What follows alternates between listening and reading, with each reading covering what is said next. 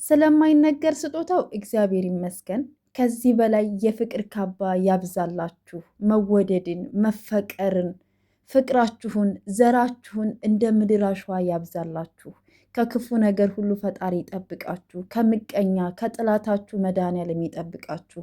መጨረሻችሁን ያሳምርላችሁ። ወላዲት አምላክ ቅድስት ድንግል ማርያም በመንገዳችሁ ከፊት ከኋላ ትቅደምላችሁ። በምልጃዋ በቀሚሷ ሽፍን አድርጋ በፍቅር ታኑራችሁ። የእውነት ከልቤ ያስደሰትሻቸው እህታችን በወጣ ይተካ።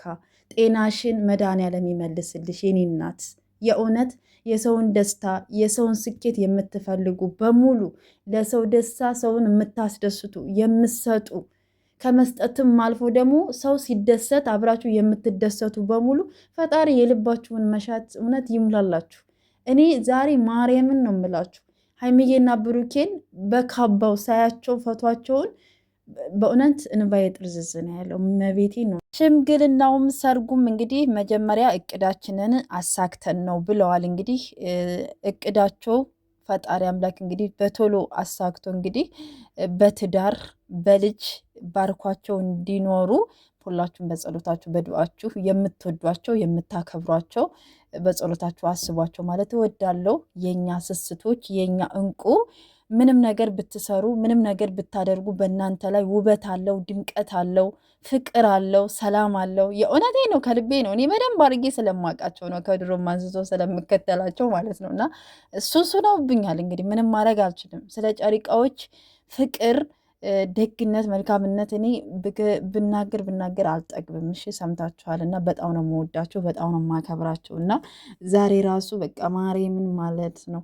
እንግዲህ እግዚአብሔር የልባቸውን መሻት ቶሎ ተፈጽሞላቸው ትልቅ ደረጃ ደርሰው ለማየት ያብቃን። እና ፍፄና ሀሰን ደግሞ ከምኔው ታረቃችሁ፣ ከምኔው ለጨሪቃዎች ፕሮግራም አዘጋጃችሁ ምናምን ጎበዞች ናቸው። ለማንኛውም ይመቻችሁ ብለናል እና እንደዛ ተባጥራችሁ በቃ እንደዚህ ደግሞ ፍቅር ሆናችሁ ደግሞ ጓደኞቻችሁን እንደዚህ ነው የሚያምርባችሁ እንዴ!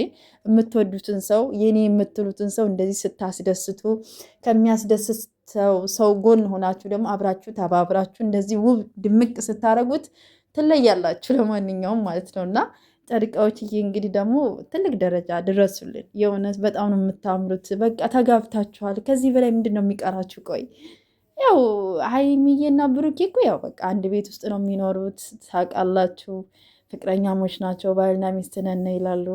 ያው እንግዲህ ወደ ትዳር ተፈራርመው ነው ያልገቡት አይደለ? እሱ ደግሞ ዋናው በልባቸው ስለተፈራረሙ ችግር የለውም።